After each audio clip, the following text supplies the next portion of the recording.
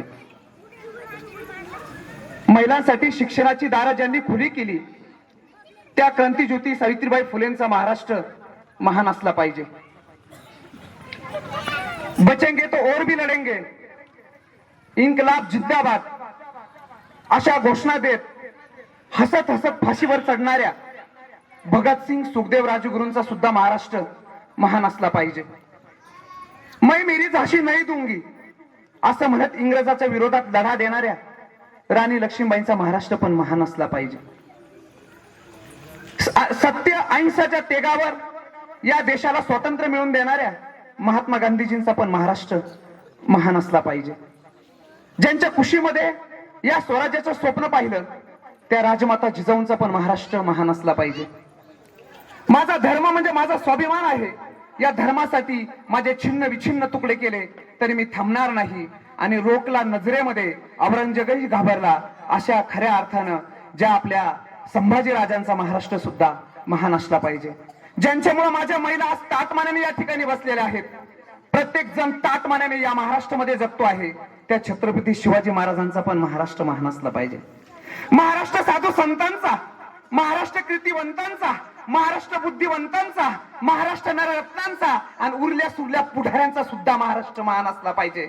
अशाच महाराष्ट्राला वंदन करून आज छत्रपती शिवाजी महाराजांच्या शिवजयंतीच्या पूर्वसंध्येला आज या गावामध्ये माझं व्याख्यान ठेवलेलं आहे. याचा मला खूप आनंद झालेला आहे. अरे हे गाव म्हणजे या महाराष्ट्रामध्ये सगळ्यात मोठा इतिहास या गावाचा आहे.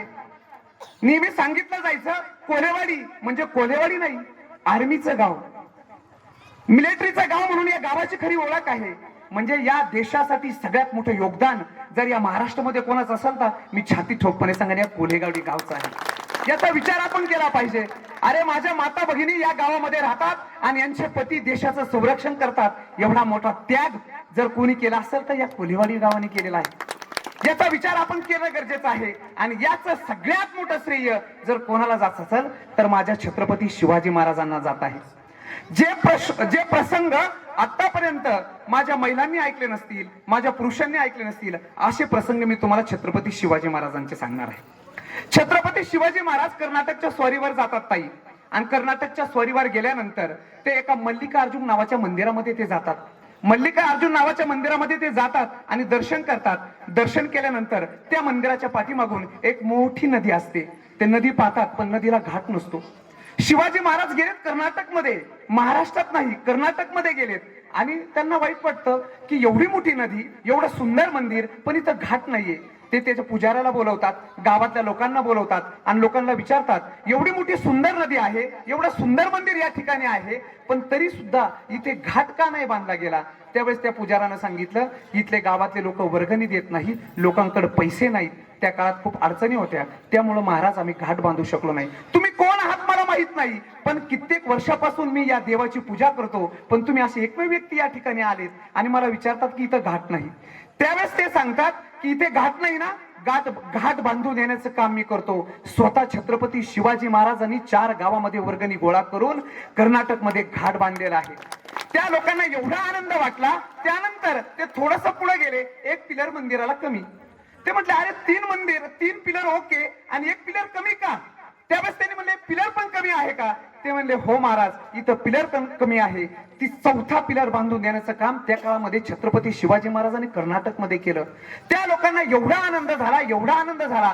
ते म्हटले आम्ही कित्येक वर्षापासून या कर्नाटकमध्ये राहतो, परंतु असा राजा मात्र आम्हाला कर्नाटकमध्ये कधीच पाहायला मिळाला नाही. आणि म्हणून या महाराष्ट्रामध्ये आणि या भारतामध्ये, या जगामध्ये छत्रपती शिवाजी महाराज जिवंत असताना पहिला पुतळा जर कुठे उभारला असेल ना तर कर्नाटकमध्ये उभारला आहे.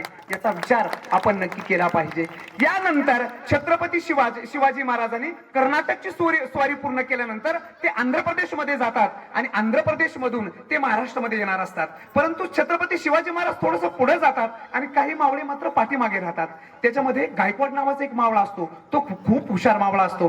ते विचार करतात शिवाजी महाराज कोसो 2-3 किलोमीटर पुढे गेलेले आहेत, आपण जाता जाता 4-5 किल्ले जिंकूया. म्हणजे छत्रपती शिवाजी महाराज म्हणतील मी नसताना सुद्धा माझ्या मावळ्यांनी स्वारी केली आणि ती जिंकली, किल्ले ताब्यात घेतले. आणि म्हणून गायकवाड नावाचा एक मावळा आंध्र प्रदेशमध्ये धारवाड या ठिकाणी एक किल्ला आहे आणि त्या किल्ल्यावर आक्रमण करतो. आक्रमण केल्यानंतर त्या किल्ल्यामध्ये असणारी सावित्रीबाई देसाई नावाची महिला बाहेर पडते आणि ती त्यांच्या विरोधात जोरात आक्रमण करते. एवढी तुफान मामा लढाई चालू होते, एवढी तुफान युद्ध चालू होतं. 2 ते 3 तास ती लढाई चालू होते आणि त्याच्यामध्ये मात्र आपती सावित्रीबाई देसाई नावाची महिला आपल्या शिवाजी महाराजांच्या मावळ्याचा दारुण पराभव करते. परंतु ते मावळे जायला तयार नाहीत. त्यांनी निश्चयच केला होता हा किल्ला जिंकल्याशिवाय आम्ही पाठीमागे हटणार नाही. परंतु शेवटी ती महिलाच पुन्हा एकदा 2-3 तासानं परत गायकवाड नावाचा मावळा मात्र परत त्या किल्ल्यावर आक्रमण करायला लागतो. परत एवढी जबरदस्त लढाई सुरू होते, एवढं जबरदस्त युद्ध सुरू होतं आणि त्यावेळेस मात्र आपण ते युद्ध जिंकतो आणि सावित्रीबाई देसाई नावाच्या एका स्त्रीला आपले गायकवाड नावाचा मावळा आणि सगळे सैनिक मात्र तिचा पराभव करतात. पराभव केल्यानंतर ती रडायला लागते आणि त्यांना सगळे मावळे त्या महिलेला ताब्यात घेतात आणि तिला सांगतात की तुला आता महाराजांकडे यावं लागेल. ती रडायला लागते मोठमोठ्यानं. त्यावेळेस ती म्हणते मला फक्त 5 मिनिटं देता का. त्यावेळेस मावळ्यांना प्रश्न पडतो 5 मिनिटं ही महिला का मागत आहे, हिचा तर पराभव झालाय. ती म्हणली 5 मिनिटं फक्त मला द्या. ती पाठीमागे जाते, किल्ल्यामध्ये जाते, त्या महालामध्ये जाते आणि 6 महिन्याचं तिचं बाळ असतं. ती बाळ तिच्या हातामध्ये घेते आणि म्हणते चला आता मला तुम्हाला कुठे न्यायचंय तिथं न्या. हातामध्ये बाळ असतं, 6 महिन्याचं बाळ ढसा ढसा रडत असतं आणि त्या महिलेला घेऊन गायकवाड नावाचा मावळा आणि त्यांचे सगळे सैन्य छत्रपती शिवाजी महाराजांकडे चाललेले असतात. प्रत्येक मावळ्याच्या चेहऱ्यावर खूप आनंद असतो. आता आम्हाला शाबासकीची थाप पडेल, आम्हाला खूप आनंद मिळेल, आम्हाला मोहरा मिळतील, आम्हाला शाबासकी मिळेल, अनेक पदं मिळतील. प्रत्येकाच्या चेहऱ्यावर आनंद असतो. छत्रपती शिवाजी महाराजांचे समोर बसलेले असतात. हे सगळे मावळे चाललेले असतात. ते पाहत असतात एक बाई आहे, बाईच्या हातामध्ये बाळ आहे. शिवाजी महाराज काही बोलत नाहीत. जवळ आल्यानंतर ती बाई मोठमोठ्यानं रडायला लागते आणि मोठमोठ्यानं रडायला लागल्यानंतर छत्रपती शिवाजी महाराजांसमोर ती बाई जाऊन बसते. त्यावेळेस छत्रपती शिवाजी महाराज काही न बोलता त्या बाईच्या हातातून ते बाळ घेतात आणि स्वतःच्या मांडीवर घेतात आणि त्यांच्या मावळेला सांगतात जा तिथे समोर, तिथं किल्ल्यामध्ये आपल्या त्या किल्ल्यामध्ये तांब्या ठेवलेला आहे, त्या तांब्यामध्ये दूध आहे, ते दूध घेऊन ये. तो मावळा जातो दूध घेऊन येतो. स्वतः छत्रपती शिवाजी महाराज त्या बाळाला दूध पाजतात आणि सांगतात की अरे हा जो बाळ आहे ना हा माझा भाचा आहे, भाचा. आणि समोर बसलेली ही जी महिला आहे ना ही माझी बहीण आहे. आमच्या महाराष्ट्रामध्ये बहिणीला कधी त्रास देतात का, कधी भाच्याला त्रास देतात का, कधी बहिणीची संपत्ती लुटतात का. तुम्ही एवढा मोठा पराभव माझ्या बहिणीचा केलाच का, मला सांगितलं तुम्ही का नाही. आता तुम्ही जेवढे किल्ले कर्नाटक मध्ये जिंकले, आंध्र प्रदेश मध्ये जेवढे तुम्ही किल्ले जिंकले, हे सगळे चोळीच्या रूपामध्ये माझ्या बहिणीला बहाल करा आणि माझ्या बहिणीला पुन्हा सुखरूप करा. आज तुम्हाला सांगतो आंध्र प्रदेश मध्ये धारवाड गावामध्ये धारवाड जिल्ह्यात बेलवंडी गावामध्ये हनुमानाचं मंदिर आहे आणि त्या हनुमानाच्या मंदिरामध्ये छत्रपती शिवाजी महाराजांच्या मांडीवर बाळ आहे, समोर ती महिला बसलेली आहे. असं शिल्प रेखाटलेलं आहे. आपल्या महाराष्ट्रामध्ये असं शिल्प रेखाटलं गेलं नाही, पण खऱ्या अर्थाने आंध्र प्रदेशमध्ये रेखाटलं गेलंय. अरे म्हणतात ना जिथं दात आहे तिथं चणे नाही. आज या गावामध्ये भरपूर फौजा आहेत ना, त्यांची किंमत तुम्हाला वाटत नाही, पण बाहेरच्या लोकांना तुमची किंमत वाटते, त्या फौजींची किंमत वाटते. शिवाजी महाराज या महाराष्ट्रामध्ये घडले, प्रत्येक गोष्ट त्यांनी सक्षमपणे उभा केली. आजही 300 पेक्षा जास्त किल्ले आजही ताटमानेने जगत आहेत, परंतु त्या किल्ल्याची काय दुरावस्था झाली याचा विचार आपण करतो का. अहो आपल्या घरामध्ये जर घाण झाली तर आपण रात्री स्वच्छ करतो, परंतु माझ्या किल्ल्यावर कित्येक वेळा कित्येक घाण होती, अस्वच्छता असती, पण स्वच्छता करायची इच्छा आपली का होत नाही याचा विचार आपण केला पाहिजे. मुळात शिवजयंती म्हणजे डीजे लावणं आणि नाचणं म्हणजे शिवजयंती होत नाही. ज्या शिवजयंतीच्या दिवशी तुम्ही एखादं व्याख्यान ठेवताल, एखादा पोवाडा ठेवताल किंवा एखादं गीत गायन ठेवताल, एवढंच काय एखादं कीर्तन ठेवताल, खऱ्या अर्थानं ते छत्रपती शिवाजी महाराजांना आपण दिलेलं खरं म्हणजे श्रद्धांजली असेल असं मला वाटतं. मला तर असं वाटतंय की आपण ना छत्रपती शिवाजी महाराजांच्या जयंतीच्या दिवशी ना प्रत्येक घरामध्ये एक एक छत्रपती शिवाजी महाराजांचं पुस्तक आपण दिलं पाहिजे. त्यातला एक एक विचार जर आपण घेतला तर निश्चितच त्याचा फायदा आपल्याला मुलाला होणार आहे. तुम्ही बघा त्या काळातले छत्रपती शिवाजी महाराजांचे विचार आणि आजच्या काळात छत्रपती शिवाजी महाराजांचे विचार आपण आत्मसात करतो का? मुळात नाही. तुम्हाला माहिती असेल दिल्लीची घटना काय घडलेली आहे. आंध्र प्रदेश आजही मध्य प्रदेशमध्ये अनिरुद्ध देवचार्य नावाचे एक महाराज आहेत. ते 20,000 म्हणजे वृद्धाश्रम लोकांना सांभाळतात, म्हणजे महिलांना सांभाळतात, पुरुषांना सांभाळतात. ज्यांचे आई वडील ज्यांना सांभाळत नाही ना मावशी, ते त्यांना सांभाळतात. आणि ते सांगतात की या महाराष्ट्रामध्ये ना आणि या देशामध्ये प्रेम नावाचा शब्द उरलाच नाही. फक्त उरलाय ते म्हणजे फक्त भोग उरलाय. प्रेम नावाचा शब्द या देशामध्ये उरला नाही, उरलाय फक्त भोग. त्यावेळेस ते सांगतात की तुम्हाला माहिती आहे का, दिल्लीमध्ये एका मुलीचे ना 35 तुकडे केले मावशी. किती केले? 35 तुकडे केले. का केले? याला जबाबदार कोण? याच्यामध्ये संस्कार होते का? याचा विचार आपण केला पाहिजे. त्यावेळेस ते सांगतात की इथून पुढे माझ्या आई वडिलांना मला सांगणं आहे की तुम्ही तुमच्या मुलांवर चांगले संस्कार घडवा. मग कोण घडविल? छत्रपती शिवाजी महाराजांचे विचार जर तुमच्या घरामध्ये असते तर असे वाईट प्रसंग घडले नसते. अहो, श्रद्धा नावाची मुलगी, एक मुलगा तिला भुरळ काढतो प्रेमाची, ती मुलगी पुण्यामधून दिल्लीमध्ये जाते, दिल्लीमध्ये 2 वर्ष राहते. अरे ज्या 25 वर्ष तुझ्या आई वडिलांनी तुला सांभाळलं, तिचं प्रेम तू बाजूला करते, 5 मिनिटाचं प्रेम असणाऱ्या मुलासंग तू निघून जाते. तुझ्यामध्ये संस्कार आहेत का? तुमच्या घरामध्ये संस्कार आहेत का? याचा विचार त्या मुलीने कसलाही केला नाही. 2 वर्ष दिल्लीमध्ये ती मुलगी राहिली. परत तिने विचारलं की तू माझ्या संग लग्न करणार आहे का? त्यानं सांगितलं 2 वर्षानंतर मी तुझ्यासोबत लग्न करीन. 2 वर्षही उलटून गेले. 2 वर्ष ती मुलगी आणि तो मुलगा एका घरामध्ये राहतो, तरी सुद्धा लग्नाची तयारी दाखवत नाही. 3ऱ्या वर्षामध्ये ज्या वेळेस ती मुलगी म्हणते आता मला लग्न करावं लागेल, मी हिंदू धर्मामध्ये जगली आहे, छत्रपती शिवाजी महाराजांचे विचार माझ्या रक्तामध्ये आहेत, माझ्या आई माझ्या वाट पाहतात, माझी बहीण माझी वाट पाहते आहे, माझ्या आई वडिलांची इज्जत माझ्या गावात गेली, माझ्या भावाला ताट मानेनं जगता येत नाही, माझ्या बापाला आत्महत्येची वेळ आलेली आहे, आता मला मात्र तुला लग्न करावा लागेल असा प्रश्न ज्यावेळेस त्या मुलीने विचारला त्यावेळेस मात्र तिचे 35 तुकडे तर धराधमाना केले. म्हणजे दहशतवादी विचार मात्र किती डोक्यामध्ये या देशामध्ये लोकांचे घुसतायत, याचा विचार आपण केला पाहिजे. आणि सगळे विचार जर आपल्याला मारायचे असेल तर छत्रपती शिवाजी महाराजांचे विचारच ज्या अशा देशहृदय लोकांना मारू शकतात, याचा विचार तुम्ही केला पाहिजे. ही काळाची गरज आहे. आज जर पाहिलं या देशामध्ये तर अनेक जातीय दंगली उठतायत. जो तो ज्याच्या त्याचा धर्माचा विचार करायला लागलाय. पण छत्रपती शिवाजी महाराजांनी मावशी कधी एका धर्माचा विचार केला नाही. छत्रपती शिवाजी महाराजांनी कधी एका जातीचा विचार केला नाही. छत्रपती शिवाजी म्हणले प्रत्येक माणूस हा माझ्या जातीचा आहे. आणि म्हणतात ना, राम रहीम वाद नको आधी एकमेकांची मने सांदा. अरे राम रहीम वाद नको आधी एकमेकांची मने सांदा. मनात मंदिर आणि काळजात मस्जिद बांधा. गणपतीत वाजावे ढोल आणि मोहरम मध्ये ताशा. तुमच्या आमच्या हृदयात पाजावी फक्त माणुसकीची भाषा. माणुसकीची भाषा जिवंत ठेवण्याचं काम या महाराष्ट्रामध्ये आणि या जगामध्ये आणि देशामध्ये जर कोणत्या राजाने केलं असेल ना तर ते छत्रपती शिवाजी महाराजांनी केलेलं आहे. तुम्हाला माहिती असेल आपल्या नगर जिल्ह्यामध्ये श्रीगोंदा तालुका आहे. श्रीगोंदा तालुक्यामध्ये एक सगळ्यात मोठा किल्ला आहे. तुम्हाला माहिती का? माहित नाहीये. आणि त्याचा खूप मोठी नोंद या आपल्या इतिहासामध्ये घेतलेली आहे. त्या गडाचं नाव आहे बहादूरगड. तुम्ही कोणी गेले की नाही मला माहित नाही, पण तो बहादूरगड छत्रपती शिवाजी महाराजांनी जिंकलाय. आणि कसा जिंकलाय तुम्हाला एक प्रसंग सांगतो, कोणालाच माहिती नसेल. अहो, आपल्याला मराठी शाळेमध्ये हे शिकवलं जात नाही. फक्त अफजल खानाचा वध आणि औरंगजेब याच्या पलीकडे आपल्याला काही शिकवलं जात नाही. पण बहादूरगड नाही शिकवला ना मामा कोणाला. बहादूरगड आपल्या नगर जिल्ह्यातला आहे हे तुम्हाला सुद्धा माहिती नाही. बहादूरगडाचा एक छोटा प्रसंग मी तुम्हाला सांगतो. ज्या वेळेस छत्रपती शिवाजी महाराजांचा मावशी राज्याभिषेक होतो ना, राज्याभिषेक झाल्याची बातमी औरंगजेबला दिल्लीत समजते. त्याची तळपायाच्या मस्तकाला जाते. छत्रपती शिवाजी महाराज एक क्षत्रिय आणि त्याचा राज्याभिषेक महाराष्ट्रात झाला. आणि कसा झाला? माझी सत्ता या महाराष्ट्रामध्ये असताना सुद्धा कसा झाला? त्याला खूप वाईट वाटलं आणि त्याचा निरोप मात्र बहादूरगडावर आला. बहादूरगडाचा राजा होता बहादूर खान. बहादूर खानला सांगितलं की शिवाजी महाराजांचा राज्याभिषेक झालाच कसा?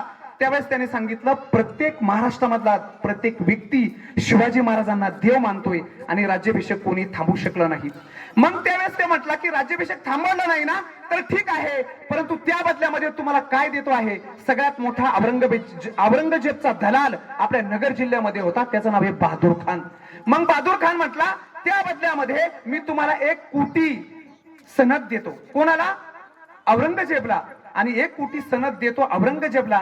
ही माहिती जशी औरंगजेबला सांगितली अगदी तीच माहिती छत्रपती शिवाजी महाराजांना सुद्धा कळाली.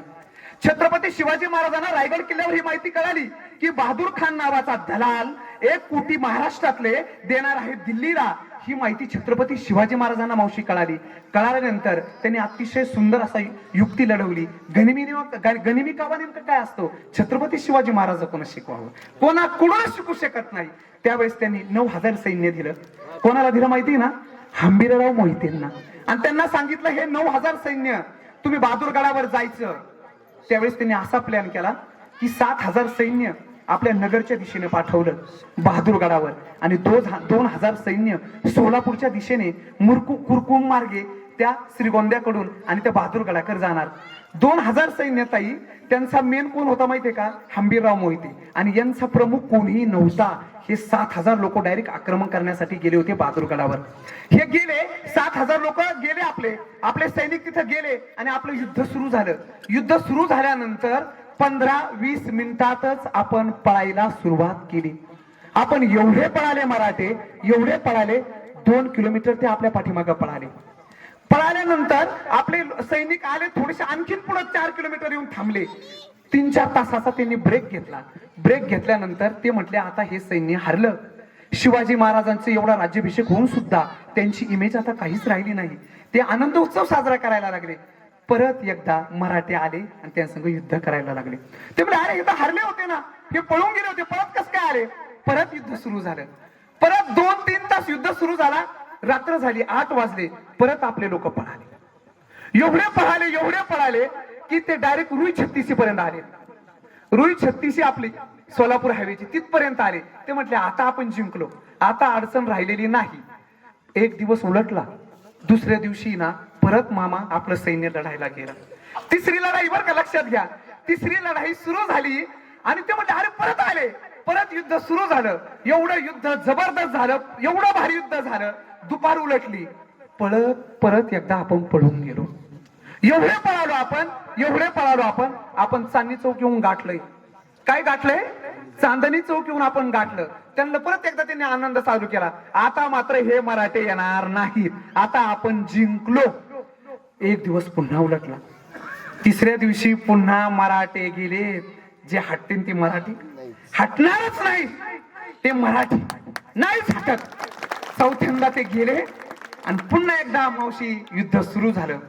एवढं युद्ध सुरू झालं काय सांगू तुम्हाला. परत एकदा आपण पळालोच. पण पळालो कशासाठी बघा. एवढे पळालो आपण. परत एकदा चांदणी चौकात येऊन थांबलो. पण त्यांचे सगळे सैनिक चांदणी चौकापर्यंत आले. किल्ला सोडून ते चांदणी चौकापर्यंत आले. मग आपण डायरेक्ट पुणे हायवे धरला. आपण पुणे हायवेनी मामा एवढे पळालो चासपर्यंत गेलो. आपण सगळे त्यांचं सैन्य आपलं चासपर्यंत. आपण शिरूरला गेलो, शिरूर पर्यंत आले. नंतर आपण डायरेक्ट पुण्यात शिरलो. पुण्यात शिरल्यानंतर आपलं सैन्य एवढं अस्ताव्यस्त झालं. ते आपल्या पाठीमागे एवढे पळायला लागले, कोणालाच कळा हा कोण कुठे गेले. 5-6 दिवस त्याच्यामध्ये उलटले. पलीकडून आले होते हंबीरराव मोहिते 2000 लोक घेऊन. डायरेक्ट आक्रमण. सगळ्यांचा पर्दाफाश केला, सगळ्यांचा पराभव केला. 1 कोटी सनद ताब्यात घेतली. रायगड छत्रपती शिवाजी महाराजांकडे 1 कोटी सनद दिली. त्यावेळेस ते विचार करायला लागले अरे आपण तर पुण्यात आलो, किल्ला मात्र एकटाच पडलाय. हे सगळे त्यांचे सैन्य ज्यावेळेस तिथे गेले त्यावेळेस एकच माणूस जिवंत होता. त्यानं सांगितलं छत्रपती शिवाजी महाराजांची युक्ती आणि गनिमी कावा काय असतो मी हा अनुभवला. हंबीरराव मोहिते आले होते, 1 कोटी सनद घेऊन पळून गेले.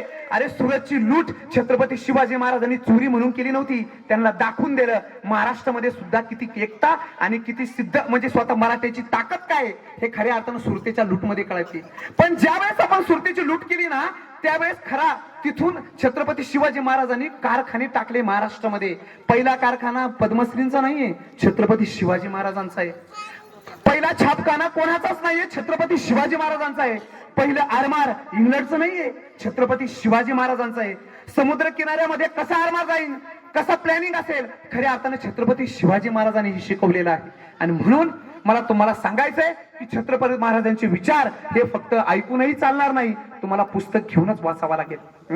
पावनखिंडची तुम्हाला लढाई सगळ्यांना माहिती आहे. मला वारंवार ती लढाई सांगायची नाही, तुम्ही चित्रपटातून सुद्धा ती लढाई पाहिलेली आहे. परंतु त्याचा छोटा प्रसंग मला सांगायचा आहे की एक निष्ठावंत कार्यकर्ता नेमका कसा असतो. अहो पन्हाळ्याला वेढा पडलाय. कोणाचा पडलाय? 1 लाख लोक घेऊन आलाय. कोण घेऊन आलाय? शाहिस्ते खान घेऊन आलाय. आणि विजापूरचा सोलापूरवरून कोण आलाय? सिद्धी मसूद, सिद्धी जोहर हे माम भाषे होते. हे 2 जण 20,000 लोक घेऊन आले. इतका मोठा वेढा पडला होता. सगळ्यात मोठा वेढा जर छत्रपती शिवाजी महाराजांना जर कोणी टाकला तर पन्हाळ्यात पडलेला आहे.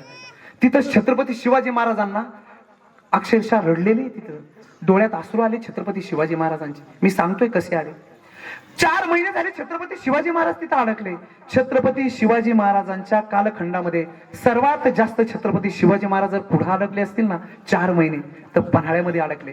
प्रत्येक असाच प्रसंग मामा त्यांचा की आता महाराज शेवट, आता महाराजांचा शेवट.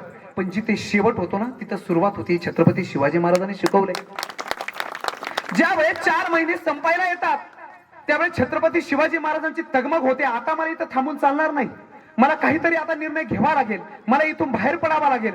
सगळे मागणे समोर बसलेले, रोज चर्चा, रोज काथ्याकूट, काय करायचं, कसं जायचं, काहीच मार्ग सापडत नाही. सगळ्या बाजूने सैतानच बसलेले, काय करायचं आहे. अशा परिस्थितीत एक साधा लुक्का न्हावी समाजाचा माणूस उडी मारतो आणि शिवाजी महाराजांसमोर येतो. त्याचं नाव होतं शिवा, पण ते त्याला म्हणायचे शिव्या. ते म्हणले, अरे शिव्या, इथं माझ्या समोर तू का आला. ते मला, महाराज मी सांगू का, तुमच्यासारखीच माझी दाढी हो, तुमच्यासारखीच माझी तब्येत आहे. मी सांगतो तुम्हाला, माझी एक संकल्पना आहे, तेवढी तुम्ही जर राबवली ना, मी एकदम छोट्या तोंडी मोठा घास घेतो महाराज, पण माझं तुम्ही ऐका. अरे म्हणले, तुझं काही सांगू नको. नाही शिव्या, तू काही सांगू नको. महाराज म्हणले, नाही महाराज, माझं ऐका तुम्ही. महाराज म्हणले, बोल, तुझं काय म्हणणं आहे. त्यानं सांगितलं की महाराज, मी तुमच्यासारखं हुबेहूब दिसतो, मी जातो मरणाच्या दारी आणि तुम्ही मात्र विशालगडाकडे जा. ते म्हणले, अरे शिव्या, तू असं नको करू, तुझं मरण मला कळतंय, माझंच मरण इथं ठरलेलं आहे, तर तुझं मरण काय. ते म्हटला, नाही महाराज, मी तुमच्यासाठी मरायला तयारच आहे. छत्रपती शिवाजी महाराज त्याच्या डोक्यामध्ये जरीचा टोप घालत असताना आणि कपडे घालत असताना, कपडे घातले, जरीचा टोप मामा घातला, त्याला टिळा लावला शिव्याला. त्यावेळेस महाराजांच्या डोळ्याने असे अश्रू गळत होते. महाराजांनी त्याला मिठी मारली आणि पाठीवर सगळ्यात जास्त अश्रू जर कोणाचे पडले असतील ना, तर शिवा महालीच्या पाठीवर छत्रपती शिवाजी महाराजांचे अश्रू पडलेले.